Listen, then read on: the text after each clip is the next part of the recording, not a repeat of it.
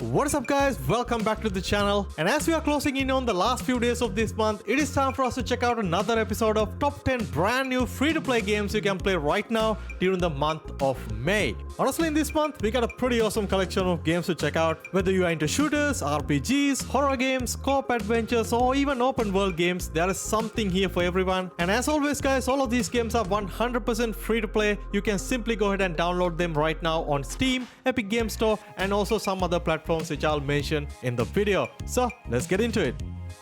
Alright, if you're tired of playing shooter games where everyone is sprinting around with perfect aim and memorized map routes, this game is probably one of the most unique free FPS games you can jump in right now, and it is called Blindfire. The entire gimmick of the game is that the matches take place in this almost complete darkness, forcing you to rely on sounds, muzzle flash, gadgets, and special echo scan mechanic to locate your enemies. Every gunshot give away your position, so the firefight feels more like a deadly game of cat and mouse. The game features several modes including team-based matches, free-for-all style modes, and also last man standing variant, along with weapon unlocks, progression, cosmetics, traps, gadgets, all those crazy stuff. It is purely multiplayer focused. You can of course jump into PvP matches. There is also online co-op supports depending on the mode, and also one of the coolest features is that even if you get eliminated, you can still activate environmental traps and mess around with the survivors, which can be pretty fun while waiting for the next round. At the moment, a lot of people don't really know about this game yet. It was actually a paid game, but you can download it right now completely free on Steam and also on PlayStation 5 and Xbox Series X and S.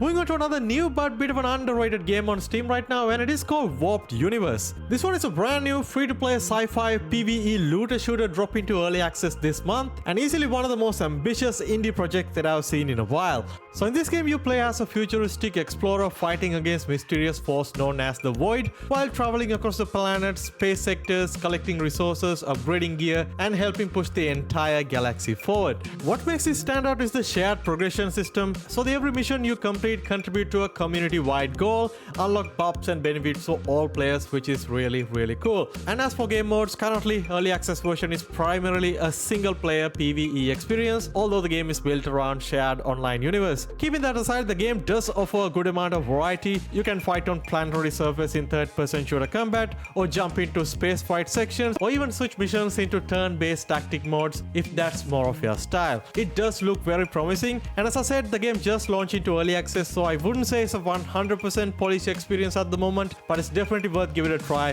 especially if you're into looter shooter style of games.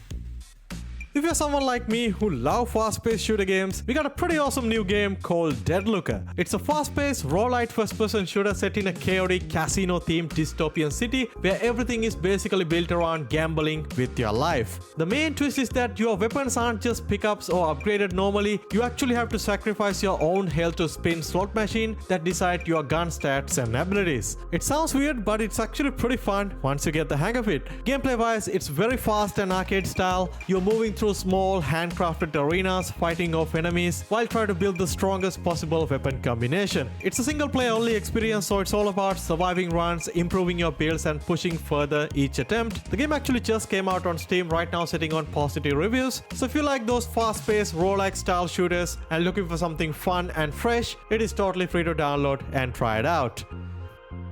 Moving on to another new adventure game that recently come out on Steam, and it is called AFK Journey. Basically one of those games that looks super chill on the surface, but once you actually start playing it, you realize there's a lot more going on under the hood. It's a free-to-play fantasy RPG / strategy style of a game where you play as Merlin, exploring this beautiful world, recruiting heroes, and building team formation to clear battles. The game is heavily inspired from AFK Arena, but this one leans more into exploration and story presentation instead of just idle menus. Gameplay-wise, it's a mix of auto battler plus tactical positioning RPG. Each hero has a unique set of abilities, faction bonuses, and ultimates that you have to time properly during battles. Overall, the game got a beautiful art style, character design, and story. It's a very popular game on the mobile, available on Android and iOS, and very recently launched on Steam, right now sitting on very positive reviews. And also it does support cross-platform progression, meaning you can literally swap between PC and mobile without losing your progress, which is always come in handy. Neverness to Everness is a game that literally came out right at the end of last month, so I briefly mentioned in my last month's video, but now the game is fully out. You can download it completely free. It's a massive open world anime style action RPG set in this futuristic city called Hiteru. So in this game you're basically playing as this anomaly hunter dealing with strange supernatural events, weird creatures and all kind of urban chaos. It's got a mix of sci-fi, paranormal stuff and also got a big GTA style open world to explore, which is really cool. Gameplay wise, this is a third-person open-world action RPG where you explore the city freely and fight enemies using different characters with unique abilities and switch between these party members during combat. You can run around, drive vehicles, explore districts, take on missions, side quests, mini-games, bunch of other activities. There are so much stuff to do in this open world, and the combat is very satisfying. It's fast-paced and flashy. You got dodges, parries, skill-based ability combos, which is honestly really fun to play around with. The game is totally free right now and it's available on pretty much all major platforms, and if you decide to check out the game on PC, remember it is not available on Steam or Epic Games Store or any other platforms. You can only download the game from their website with a direct launcher.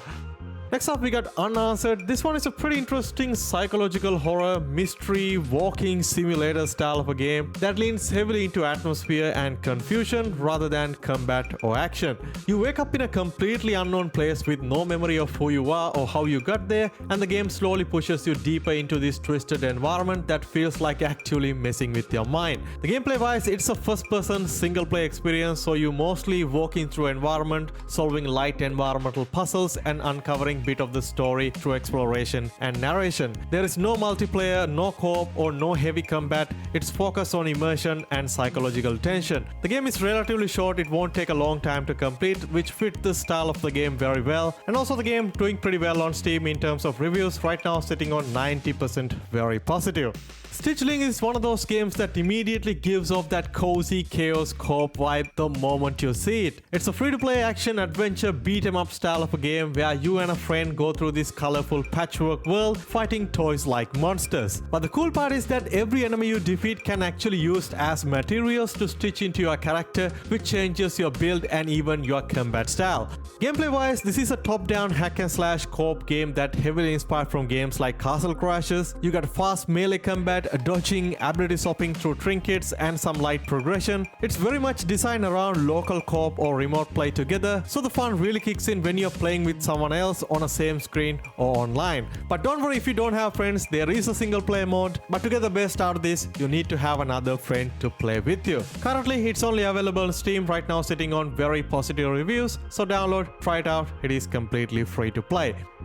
If you're into more slower pace, narrative-driven, psychological style of games, next up we got a brand new game on Steam called 93 Quincy. It's a first-person, narrative-driven, walking simulator style of a game and basically designed to feel like you experience a short, emotional slice of someone else's life rather than just playing a game in traditional sense. You follow an 18-year-old boy during the start of the war after his father sent him to the front and he ended up volunteering. The game doesn't focus on action or mechanics, instead of it's all about atmosphere, memory, fear, guilt and internal conflict, and it's trying to sell a story in cinematic, almost like a documentary style, which I really like. Gameplay wise, there is no combat or any complex systems here at all. You're basically moving through environment in first person, interacting lightly with objects, listening to radio chatters and progressing through the story moments. The game really leans into sound design as well, like distant explosions, silence, environmental audio plays a big part of how it builds the emotion and tension. Strictly a linear single play experience and only take you around hour, maybe hour and a half to complete.